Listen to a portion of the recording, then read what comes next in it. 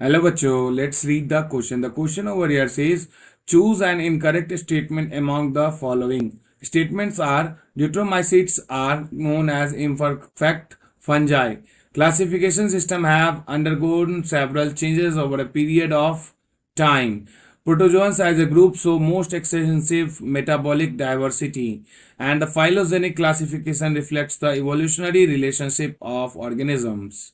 तो हम लोग सबसे पहले यहाँ पे की कंसेप्ट डिस्कस करेंगे। की कंसेप्ट में आप ये सारे स्टेटमेंट्स जो है वो हमारे रिलेट करते हैं किस चीज से, क्लासिफिकेशन ऑफ ऑर्गेनिज्म से बिलोंग रिलेट करते हैं, क्लासिफिकेशन ऑफ लिविंग ऑर्गेनिज्म से। और जो क्लासिफिकेशन जब हम लोग करते हैं living organisms into different into related groups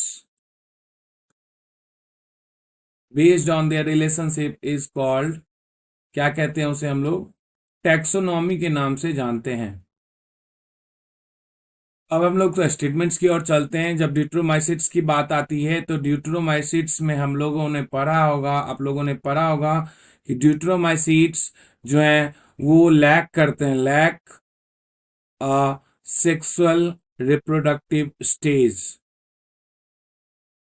productive stage जो है उनमें लैक होता है, कमी होती है उसकी।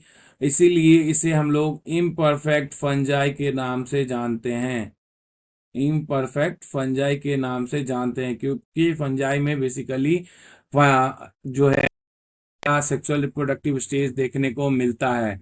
वहीं अगर बात करें, जो क्लासिफिकेशन सिस्टम है वो बहुत सारे चेंजेस के साथ है, वो एकदम बिल्कुल सही बात है, क्योंकि समय के साथ साथ हमारा जो सोच होता है, हमारा जो अंडरस्टैंडिंग होता है, वो चेंज होता है। ठीक है, हैव चेंज ड्यू टू, क्यों चेंज होता है, change due to due to improved understanding, या कह सकते हैं evolve understanding, understanding of organisms, different organisms के जो है वो जो इम्प्रूव्ड अंडरस्टैंडिंग, हम लोग उसे समझ पाने में बेहतर चेंज आया है, हमें हमारे साथ चेंजेस आए हैं हमारे लाइफ में, ऑर्गेनिज्म के लाइफ में, उनके कंडीशंस में, और साथ ही साथ हमें उन्हें डिस्कवर करने में या उनके बारे में जानने में बहुत सारी साइंटिफिक टेक्नोलॉजीज भी डेवलप हुई हैं।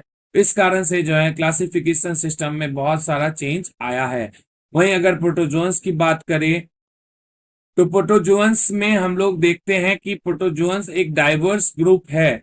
ठीक है, protozoans are a diverse group,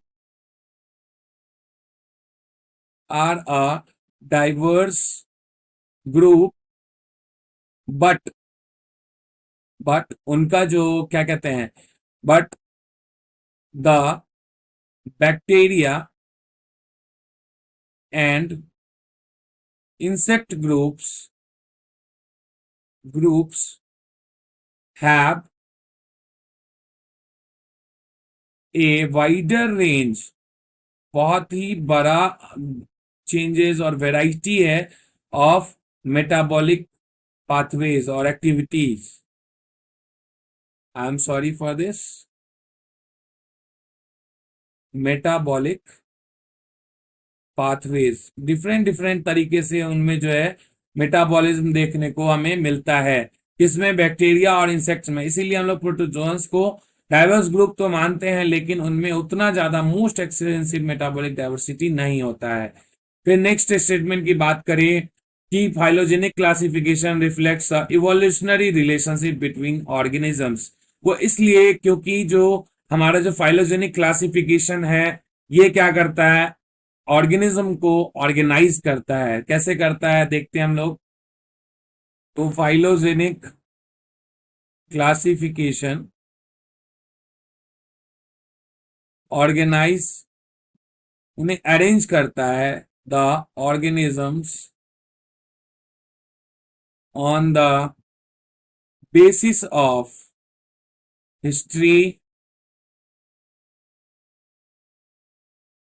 और हिस्ट्री कैसा होगा, इवोल्यूशनरी हिस्ट्री होगा। इवोल्यूशनरी हिस्ट्री होगा जो इवोल्यूशन चेंजेस के साथ आता है, एंड जेनेटिक रिलेशनशिप। तो जेनेटिक रिलेशनशिप और जो हिस्ट्री एवोल्यूशनरी हिस्ट्री है उसके बेसिस पे ये ऑर्गेनाइज करता है, और इसीलिए ये जो है हमारा क्या करते हैं, एम्स करता है, जो परफेक्ट कह सकते हैं हम लोग कि represent the evolutionary history. Organism, किसी ऑर्गेनिज्म के बीच बीच का रिलेशनशिप बहुत अच्छे तरीके से बताता है, और उनके इवोल्यूशनरी रिलेशनशिप को भी अच्छे तरीके से बताता है। स्टेटमेंट्स की ओर चलेंगे तो देखते हैं कि डिट्रोमाइसाइट्स जो है इम्परफेक्ट फंजाई के नाम से जाने जाते हैं, ये करेक्ट स्टेटमेंट हो जाता है। क्लासिफिकेशन में बहुत सारे चेंजेस आए हैं पीरियड ऑफ टाइम के साथ, ये भी करेक्ट है। वहीं प्रोटोजोन्स जो है मोस्ट एक्सटेंसिव मेटाबॉलिक डाइवर्सिटी नहीं शो करते, बल्कि बैक्टीरिया और जो दूसरे इंसेक्ट ग्रुप्स हैं उनमें ये चीज ज्यादा देखने को मिलता है। साथ ही साथ जो फाइलोजेनिक क्लासिफिकेशन जो है वो इवोल्यूशनरी रिलेशनशिप को दिखाता है, क्योंकि वो इवोल्यूशनरी हिस्ट्री और जेनेटिक रिलेशनशिप को यूज करते हुए ऑर्गेनिज्म को ऑर्गेनाइज करने का काम करता है, क्लासिफाई करने का काम करता है। तो ये स्टेटमेंट भी करेक्ट हो जाता है। तो हमें जैसा कि क्वेश्चन में पूछा गया था कि find choose an incorrect statement, तो यहाँ पे हमारा सिर्फ और सिर्फ एक स्टेटमेंट का इनकरेक्ट हो जाता है, गलत हो जाता है, जो कि आपका ऑप्शन नंबर सी में दिया गया है, दैट इज स्टेटमेंट नंबर 3 जो है यही हमारा इस क्वेश्चन का परफेक्ट और फाइनल आंसर हो जाता है इस क्वेश्चन के लिए। तो आशा करते हैं आप लोग इसे अच्छे तरीके से समझ गए होंगे। All the best, thank you so much.